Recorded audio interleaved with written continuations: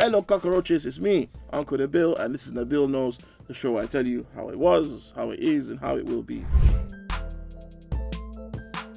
Comedian we discussed, Mr. Dollar, was planning on doing a Guinness record worthy gig, 50 hours of stand-up, and in the most Nigerian move ever, another comedian beat him to it after he drew all the attention to the Nigerians. Why are we like this? Why can't you just let your brother shine? Why do you have to sneak behind him? You're doing the promotion, but I will. It's so bad, man. This guy's name, Mr. Dollar, his arch nemesis. This sounds like one of them Japanese manga superhero. Mr. Dollar versus Dr. Laugh Albert. Dr. Laugh Albert, longest comedian name. Dr. Laugh Albert beat Mr. Dollar to doing the 50-hour Guinness World Record comedy show like a weekend or two before Mr. Dollar was going to do it. But I don't understand, how do you even qualify as a 50-hour performance? How do you do that? And also, surely it's not that much of a big deal, because now Mr. Dollar just has to do his for 51 hours. If you can do it for 50, how about you do it for 50 hours and 20 minutes? When does this nonsense stop? We're just gonna go weekend after weekend of people doing marathons of comedy. Anyway, the main thing is this. Growing up, my mom always used to say, when you're planning something, don't tell anybody. Tell the world what you're gonna do, but do it first. This is a clear example, right? Don't spend all your time telling people everything you're gonna do. People will hear your idea and steal it from you. I've seen that happen to everyone. That's even happened to me. Mr. Dollar, I hope you've learned your lesson. I know he's probably plotting and planning now and buying another 3 cans of Red Bull to help him last long enough. What does this mean? Is his gig cancelled now? Did he just have a 50-hour set and he has no more jokes after that 50 hours? But he's doing this to promote a tour. How about he just takes some of the jokes from the tour and just does an extra 30 minutes after doing the 50-hour set? 50 hours is fine, but after that, I start to go crazy. It's a clear example. This is Nigerians in a nutshell. We're always trying to one-up each other instead of trying to help each other out. It's a real shame. I'm now off to go do a 52-hour performance. I don't want peace. I want problems, always. Being said, I've always joked about how being a comedian, I am a doctor because I give the best medicine. And now a doctor is prescribing just that, having people go to comedy shows to help with their depression in a bid to get people off of antidepressant medication, which is great. Apparently they're getting a guy, the world famous comedian David Whitney, take people on a comedy tour of Soho. I'm not gonna lie, Soho is a funny place, very funny. And it ends at my favorite comedy club, Top Secret Comedy Club in Covent Garden. So yeah, you know what? Big up the doctor, man. That's finally some doctor's moves I can agree with. Oh wait, is that the guy that headbutted someone in Edinburgh? Hang on. That's the guy. Now, what I particularly like about this tour is it's being led by a comedian called David Whitney, who's renowned for headbutting a heckler after a show. If anybody deserves to be a headline, That's fucking illegal. apparently in school, David was the head boy. As a comic, he's misunderstood. He's always been ahead of his time. I'm not surprised to see him heading this initiative. But seriously, you've got this guy leading a bunch of people who are depressed. Like, what happens if someone says, "Oh, I don't feel too well today"? Shut up, you can't. Fuck off. Dave Whitney was voted as Zinedine Zidane's favorite comedian. Brother, look at the size of that head though. If that guy headbutts you, it's a wrap. There's nothing funny about it. In Edinburgh as well. That's how you know it was some posh bohemian. Probably some fucking vegan, because they heckled him. He didn't do it. Not the headbutting, so while you're on stage is bad.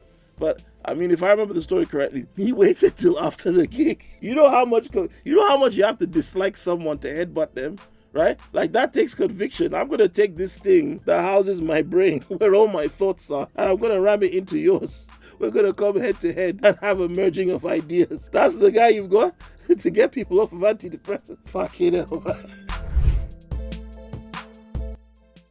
This is going to be, I think, my last Nabil Knows before the holy month of Ramadan. So to all of you who observe it, Ramadan Mubarak, Taqabballahu wa minna wa minkum. Here are a few things I want to say. Please don't be one of those guys that cries through Ramadan like, "Oh, it's so hard. I'm so thirsty." Shut up, man. The Muslims of old won every major battle they ever won during Ramadan in the scorching Arabian sun, carrying 17 kilogram shields and swords, right? I'm not saying go out and fight. All I'm saying is weigh that. These guys went through famine, oppression, and so on, and they did this whilst fasting. You are working in HR or driving an Uber or sitting in a well-lit, air-conditioned office. You have nothing to complain about. Shut the fuck up, bitch.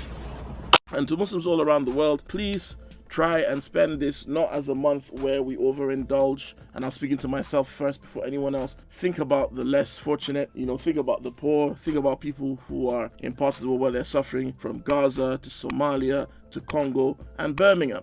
People are suffering immensely, and we need to remember our brothers and sisters. So be a good example. Don't be the person that makes people hate us more. We've got enough bad press as Muslims. Let's make this a month where people see what we're really like. Invite someone that isn't a family member. Feed a poor person. Go out and do something nice. Don't just be annoying and freak people out with your sulfur breath. Fuck you. Fuck.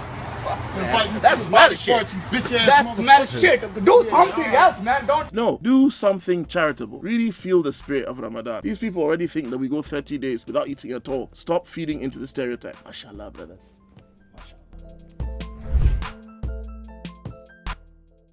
So, surprise, surprise, the AfD, far-right party in Germany, a record rise in votes, growing in popularity. I swear to God, we're not Nazi party. Got like 20%, which is still scary. The AfD says that they're a libertarian party. And as I like to remind all my left-wing friends, the Nazis were a socialist party. Just saying, labels don't mean shit, okay? Most organic stuff you buy is not organic. It just gets that label on a technicality. And also, when people tell you that they're not racist, it's a big indicator that they might be racist.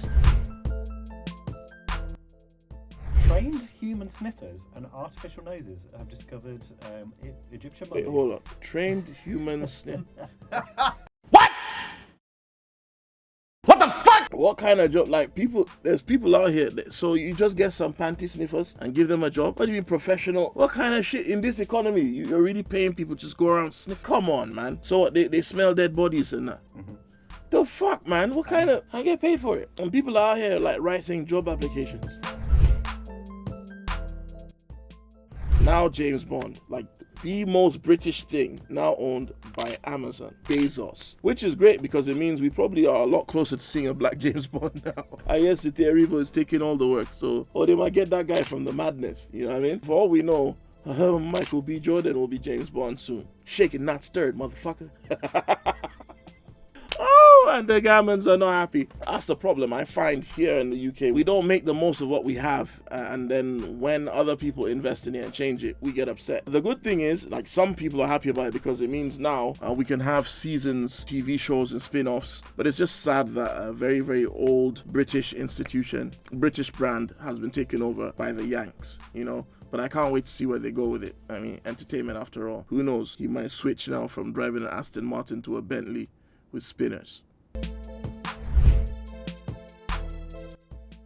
And in another move, our idiot government has now bought the rights to our information from Apple. They now have access to all our info, everything. And I know there's going to be someone saying, that's why I use an Android. Shut up, man. You're next. To be honest, they've always kind of had access. Apple has done is make it easier. Right? These big technological companies are set on not just taking our money, but ruling us and owning our souls. At some point, they will be able to reproduce AI versions of us as individuals and predict our day. I know it sounds crazy now, but they will be able to do this shit. This is one of the major predictions I've got, that very soon they're going to start cloning brains. You call me crazy now, but these are my predictions, and we're going to come back in 7 or 8 years, and you'll see that Uncle Nabil was right. No! God, please, no! No!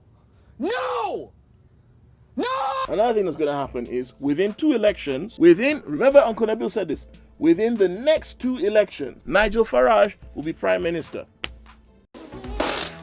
Yeah, there's nothing we can do about that. That is absolutely going to happen. And if that horrifies you, you should be horrified already because our current Prime Minister is a dickhead. They're all bad. But I'm telling you, Nigel Farage will be the Prime Minister in 2 elections. That and the AI thing. Yeah, these are the 2 predictions Uncle Nabil has made, and you will come back and see that I'm correct.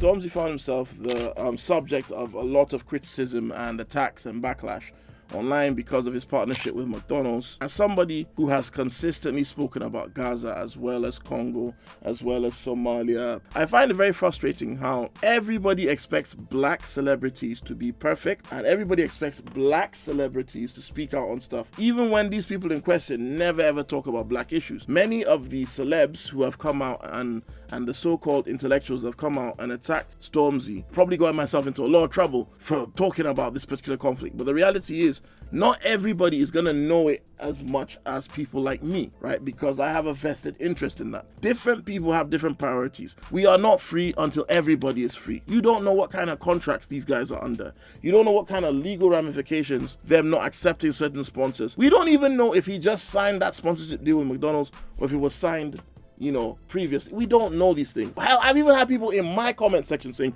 why don't you talk about Palestine? Even though for the first season of Nabil Knows, there was a bloody kafir behind me. You guys just go out there arguing. You don't even listen. You just want to attack people because you feel what you're doing doesn't benefit people dying in Gaza at all. In fact, you make the rest of us who care about Gaza look like idiots, right? And I say this with passion and with love. Stop it. You need to stop. Half of you aren't even doing anything in real life. You're just going about your day-to-day lives, and then you post a Palestinian flag on a random post that has nothing to do with Palestine on Instagram, and you feel like you've done a deed for the day. You're not helping the cause. And the interesting thing is this: it's never Palestinians doing this. Not once have I seen a Palestinian do any of this fuckery. So you need to ask yourself, do you really care, or are you just riding a trend? That the Nando's advert I co-wrote has caused extreme mayonnaise rage. And by the way, Nando's, if you're watching, mayonnaise rage would be an amazing name for a sauce. Of course, you guys will have to cut me a check again.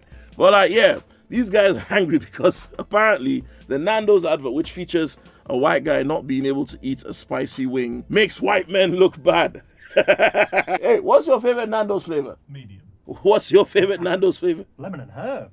Look, man, I don't mean to stereotype, but the guy who eats a wing and is burnt. I mean, I had a feeling it would be, but that had nothing to do with me or the writers. The casting was independent of the writing. They were like, oh, this is a conspiracy to make white men look foolish. No, that Nando's advert isn't what makes white men look foolish. Dickheads like you online who are upset about a Nando's advert are the ones that make white people look foolish. Many, many different spices to life. Some are garlic and herb, and some of us like it spicy. It doesn't matter. There is no shame in not being able to eat spicy food. And like I said, anybody on that thread on Twitter that's upset about the advert, just post yourself eating a Scotch bonnet chili, and I will happily send you an apology prize of your choosing. Anyway, guys, that brings us to the end of today's episode. I want to say a big thank you to everyone that's been watching so far. Please like, share, subscribe. Let me know your opinions in the comments. Send it to your aunties them on WhatsApp. I will be on tour. I'm currently on tour now, but I'm going to take a wee break during Ramadan because, you know, I need to focus and get forgiveness for all the butthurt I've been causing. And then we'll be right back at it again after Ramadan, inshallah. Look, my website, see if I'm near you, buy a ticket. Come see me in person. It's nabilabdulrashid.com with the Urban Batuta Tour. Take care, guys. Look after yourselves. Ramadan Mubarak. And Eid Mubarak as well if you don't see me till then.